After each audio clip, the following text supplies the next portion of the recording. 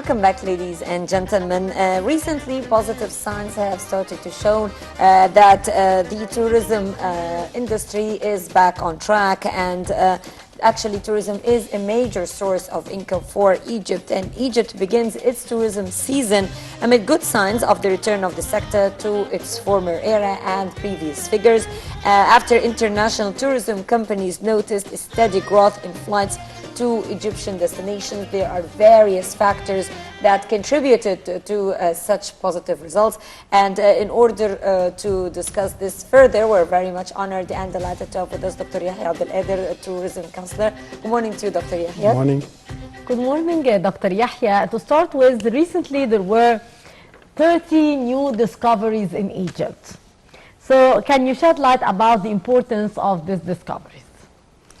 Well, actually, the most recent, like the Kashet in Dir al-Bahari, like in the western bank of the Nile, in the vicinity of the Queen Hatshepsut temple, there was a cache of 13 mummies, which belongs, like to the 21st dynasty. Yeah. And really that was, like tremendous, because they were, like just like in a very, like intact condition. The color, like it was unspoiled, untouched. And the Dr. Anan, like and his associates, like are moving, like the mummies, like to the Grand Egyptian Museum to be exposed, like next year, after the grand opening. So that was just like one of the areas we have recently.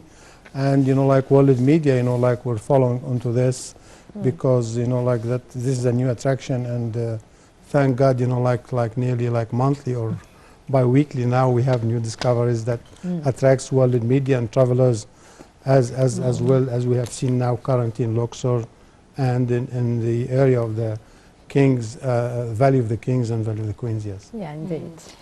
Sir, how would such discoveries influence the tourism sector? Do tourists try to focus and come to witness the revealing of such discoveries, like what happened, for example, with the wooden coffins that were discovered with their original colors? So would that help in bringing or attracting more tourists to the country? It does, because really, like the pharaonic history, like the one, like that follows the pre-dynastic era, like is a colorful one, and we have at least, like according to calendar, we have like 30 dynasties, and some of the dynasties would extend to 200-300 years, and there's like a variety of kings. So, and each discovery reveals, like part and segment of the Egyptian, like the ordinary people life, like the army, the fishermen, like the agriculture, the medicine, mummification, like religion, culture, structure, each discovery reveals, like a certain segments, and it shows us like how 2,000-3,000 years ago, how the ancient Egyptians were conducting life, and Egypt was a power center by the time in the neighborhood of different civilization.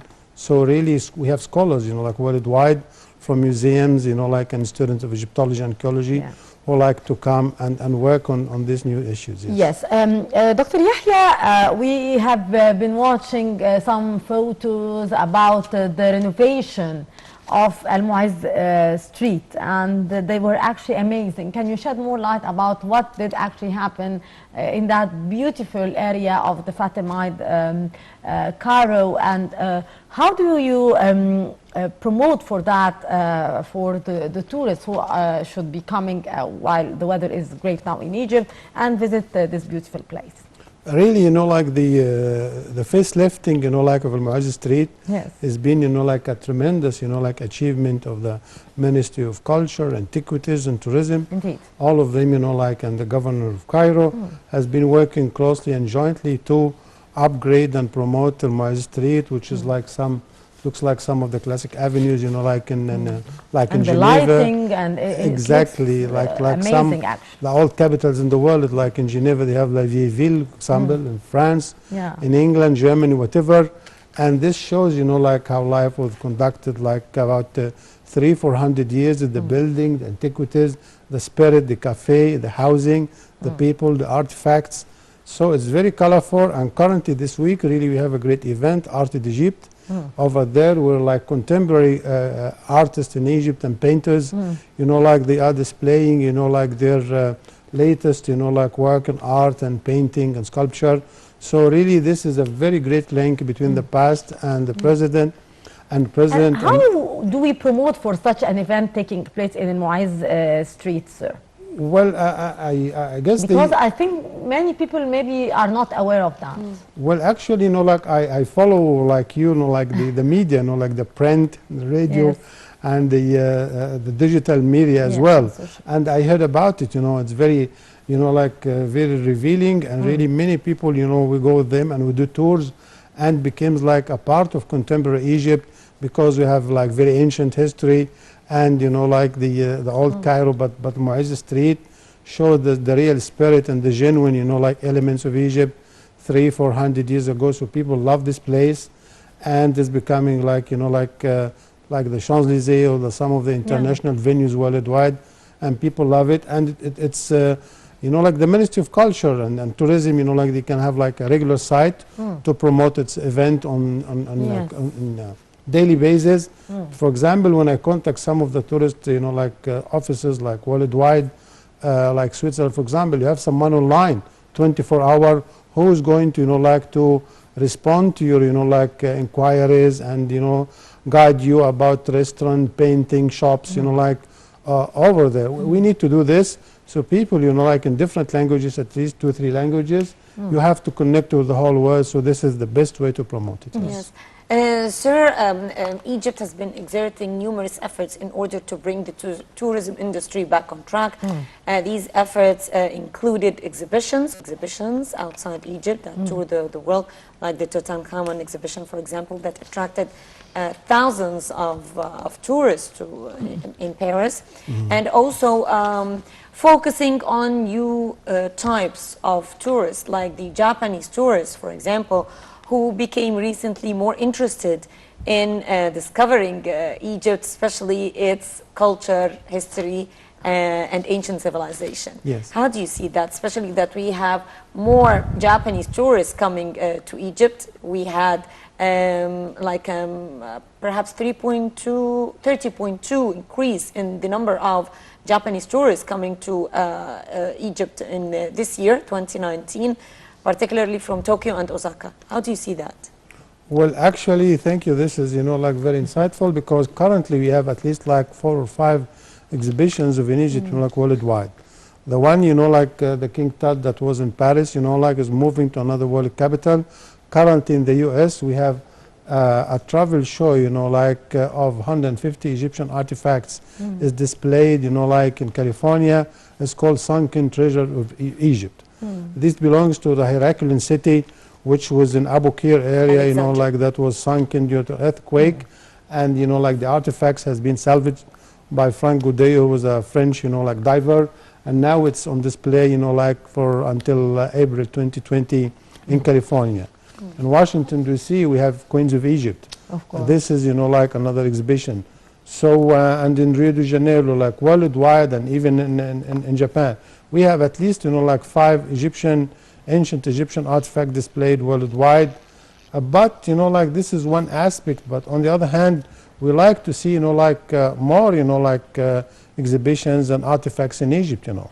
Yes. Because, you know, like exhibitions is a two-way process, you know.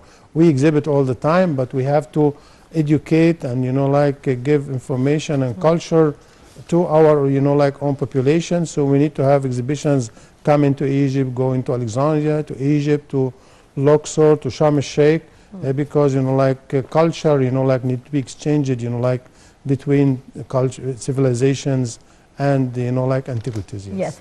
Dr. Yahya, since we were talking now about the exhibitions and events taking place outside of Egypt in order to promote for the tourism in Egypt, and of course the great display and exhibitions taking place abroad, back home, how do you see the importance of hosting big events like, of course, Opera that took place in Hatshepsut Temple in Luxor?